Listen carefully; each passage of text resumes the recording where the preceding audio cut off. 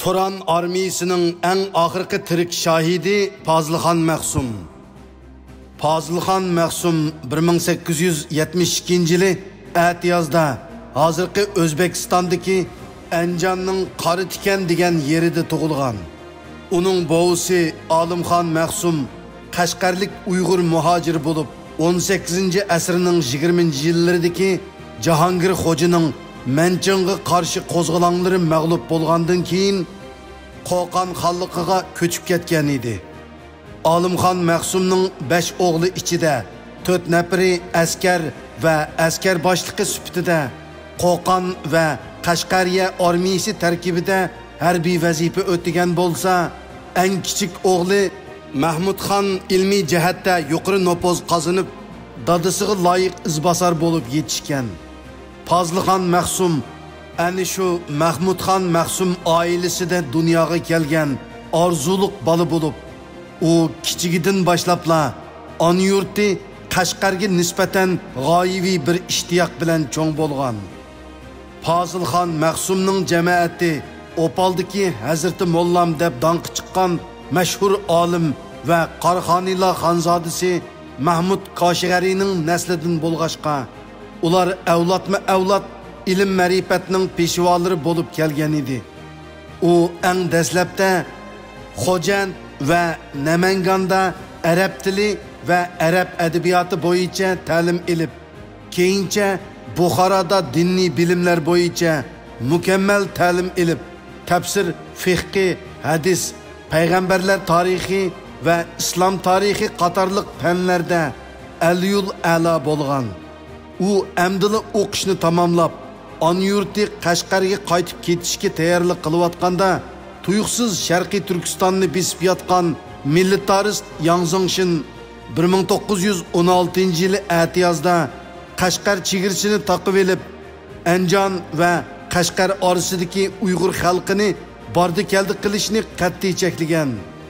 Chegaradan o'talmagan Fazılxan Məxsum Narin daryosini bo'ylab Qirg'iz ovullari orqali Anjanga qaytayotganda shu yili yozda qo'zg'algan Char podshohning majburiy askar elishga qarshi cho'ng qo'zg'oloni portlagan.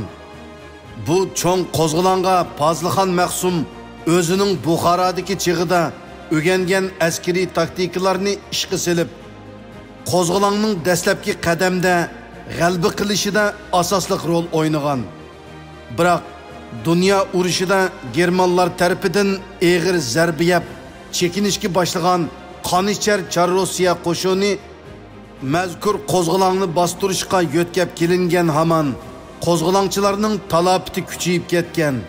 Bu chaqda Fazılxan Məxsum urushqash chekinish va qaymoqtirish yelisi orqali Qirg'iz ovullariga dumboqlarni o'rnatib, uningga o'shkilarni bog'lab qo'ygan. Natijada Qirg'izlar Narin daryosi va Tangirtig'idan halqib o'tib, Atush va Oqchi tog'lariga qochib keladigan. Shu qitimqi ahvoldan dal vaqtida xabar topgan Buxoro amiri Alimxon To'ra darhol maxfiy odam avatib, Fazılxan Məxsumni Char qo'shini tarafidan tutqun qilinishdan ilgari Buxoroga taklif bilan elib kelgan. Shu qitimqi qo'zg'olonning ta'siri shunchalik zo'r bo'lganki, 1917-yili fevralda Petrogradda fevral qo'zg'oloni yuz berib, Char podshoh Nikolay II siyosiy o'zgarish qo'zg'agan harbiylar tarafidan taxtdan tushirilib, uning g'arbiy Turkistondagi qo'zg'olonni qonliq bostirgan eng oxirgi general gubernatori Kuropatkinmi vazifasidan elib tashlanib turmaga qamalgan. Biroq shu yili kuzda portlagan oktyabr inqilobi yuqorqi fevral inqilobining natijasini biroqli yo'qqa chiqargan. Bu ahvoldan andish qilgan Turkiston millatchilari shu yili 12-oyda Qo'qon muxtoriyatini qurib chiqib, sobiq Turkiston o'lkasi va bolsheviklar qurib chiqqan Turkiston avtonom rayonini e'tirof qilg'ili unamagan. Oqibat bolsheviklarning qo'llashidagi Turkiston kommunistlari Toshkentdan Qo'qonga hujum qilib, 1918-yili 2-oyda Moskva taraf ta'minlagan og'ir qurollar bilan Qo'qon davlatini xonavayron qilib o'tgan. Qo'qon muxtoriyatining ichinishli qonliq tragediyasini ko'rgan Buxoro amirligi tezlikda o'zini mudofaa qilish va milliy mavjudligini saqlab qolish uchun ko'rinishda burunqi Char Rossiyaga qarashliq Buxoro amirligi degan nomni Buxoro Sovet Jumhuriyatiga o'zgartib, Ruslarning mudaxilasidan saqlanmoqchi bo'lgan. Fazilxon Maqsum va boshqa jamoat arboblarining chaqiriq qilishi bilan Buxoro qo'shiniga 50 ming yosh askarlikka tizimlatgan. Buningdan cho'chigan Lenin hukumatı ularni bir mezgil bexutlashtirib, vaqtdan qutish uchun 1918-yili kuzda Buxoro bilan tinchlik kelishimi imzolagan. Shundaq bo'lishiga qaramay, Fazilxon Maqsumning tavsiyasi bilan Buxoro shahri atrofiga cho'nqur xandaklar qo'linib, suv bilan to'shqizilgandan sirt yana shaharning sepillariga mahir merganlar saplangan. Darvaqa O'ruslar 1919-yili oqlarni O'rta Osiyo va Sibiriyalarga surib tashlab, azraqla o'zini o'ngshib olgandan keyin 1920-yili 4-oyda Rossiya sanoatining jon tomiri bo'lgan Baku neftlikini tortib olish uchun Kavkaziyaga askar avatib, shu oyning 27-kuni Bakuni ishg'ol qilgan. Baku shahri 1918-yili 16-sentabr Anvar Pashaning inisi Nuri Pasha tarafidan ozod qilingan edi. Bakuni o'ngishliq olgan hamon Qizil armiya Ermenilardan tashkil qilingan bir qo'shinni 3 oy jiddiy mashqlantirib 1920-yili 8-oyda Buxoroga hujum qildirgan. Shu oyning oxirgi 3 kuni Bolsheviklar tarafidan 3 kech kunduz bombalangan Buxoro shahri 9-oyning 5-ida qo'ldan ketgan. Oqibat Buxoro amiri Olimxon askarlari bilan birga Afg'onistonga qochib ketgan. Biroq Fazilxon Maqsum qatorliq vatanparvar azimatlar Sharqiy Buxoroga, ya'ni hozirgi Tojikistonning Qashqar bilan chegaradosh Pamir etaklariga chekinib, oxirgacha jang qilish zodili bo'lmaganda ana yurti Qashqarga qurolliq besib kirib, qayta bosh ko'tarmoqchi bo'lgan. Uning ta'ligiga 1921-yili 5-oyda Anvar Pasha Buxoroga yarashtiruvchi sifatida yetib kelibla bütün Türkistondagi milliy mustaqillik kuchlarini birlashtirib, Turan armiyasini qurib chiqqan. Gerçi bu armiya Anvar Pashaning bir qo'lliq qo'mondonligi ostida dastlabki bir yilda Qizil armiyaning atalmış basmachilarini tozalash uchun ajirtilgan 200 ming kishilik qo'shinini xeli eg'ir chiqimiga uchirtib, ularni hozirgi O'zbekiston tavasidan qo'g'layotgandek holga kelgan bo'lsa-mu, biroq dushmanning orini buzish yelisiga ishinib qolgan Buxoro amiri Olimxon Anvar Pashadan gumonlanib, o'zining tarafdorlarini eng halqiliq paytlarda Afg'onistonga elib ketgan. Natijada 1922-yili 7-oydan boshlab Anvar Pashaning qo'shini kayni-kaynidan mag'lub bo'lib, shu yili 4-avgust Anvar Pasha etib tashlangandan keyin tarqilib ketgan. Shu qitimqi Qurbon hayiti yuz bergan mashhur Beljuvan urushida Fazilxon Maqsum Anvar Pasha bilan birlikda jang qilgan bo'lib, Tojiklarning yo'l boshlashi bilan bu yerga tuyuqsiz hujum qilgan Ermen polki Anvar Pasha joylashgan yerga qorshab hujum qilib, ularning hammasini digudek yo'qotgan.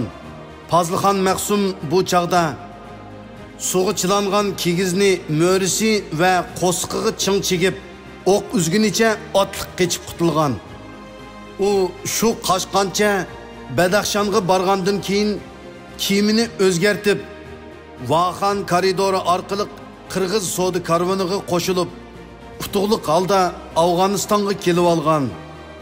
1923-yildan 1928-yilgacha Afg'onistonda, 1928-yildan 1929-yilgacha Arabistonda yashagan Fazilxon Maqsum 1929-yili Hindistonga safar qilib, shu yili yozda Kashmirdagi Uyg'ur vahbi bo'lgan Yarkent sarayıga tushgan. 1929-yili kech kuzda u Fozilxon Mahsum oxiri umr bo'yi g'oyiviy afsonaga o'xshash go'zal tasavvur qilgan azizani Qashqarga yetib kelgan. Gerçi u eng dastlabda Qashqar Yetikoh jamiasini ziyorat qilib, ko'ngli xilil rohatlangan bo'lsa-mu, biroq namozdan tarqab shahar ko'chalarini aylangandan keyin azizani Qashqarning egilarining to'limi qiyin kunda yashayotganligi, aksicha Xitoydan chiqqan hiligar tungallarning Qashqarni ozg'ina harbiy kuchi bilan xotirjam idora qilayotganligini va avomni xohlagancha bo'zaq qilayotganligini ko'rib qattiq azoblangan. Şunu o derhal atı boğusu apriydi bolgan joy opalgı çıkıp, özünün jirak tuqqalları bilen tepişkandan keyin şularının yardımida bir mektep kurup, Qashqariyada yeni inqilab qo'zg'ash uchun tayyorlik qilishga boshlagan. Uning ta'liyiga 1931-yili Qo'milda boshlangan Milliy ozodlik inqilobi 1933-yilga kelganda butun Tarim vodiysiga to'liq yamrab, Qashqar, Xotan va Aqsular Uyg'urlarning qo'liga o'tgan. Biroq Uyg'urlar bilan billa kurash qilgan Tungan kuchlari Qashqarda uzun mezgil hukm surgan Tungan qotil Mashovu, ya'ni Madotay bilan til biriktirib, Qashqarni boshqarayotgan Temir elini qaslab o'ltirgandan keyin Madotayning vositasi bilan Sovet ittifoqining Qashqardagi konsuli bilan aloqa bog'lagan. Konsul ularga bir qism xatarlik odamlarning tizimlikini bergan bo'lib, Tungallar ashu kishilarni maxfiy tutib konsulga topshirib berish badaliga ularni e'tirof qilish va qurol setib berishga va'da bergan. Oqibat bu sotqin Tungallar qora tizimlikning beshiga tizilgan Fozilxon Mahsumni Opaldan tutib kelib, Sovet tarafga yoshirincha topshirib bergan. Gerçi Osman Ali qismlari bilan Sabit Damullan bilan elib kelgan Xotan qismlari Tungallarni Qashqar shahridan tezlik qo'g'lab chiqara olgan bo'lsa-mu, biroq Fozilxon Mahsumni qutqizish ishida kechikib qolgan. Chunki ular Opal xalqining arzini topshirib olgan chaqda Fozilxon Mahsum allburun simxona orqali Sovetga elib ketilgan edi. Aytishlariga qaraganda Sovet taraf uni topshirib olgan hamon Toshkent shahrida avomni yig'ib, uni naq maydonda etib o'tgan.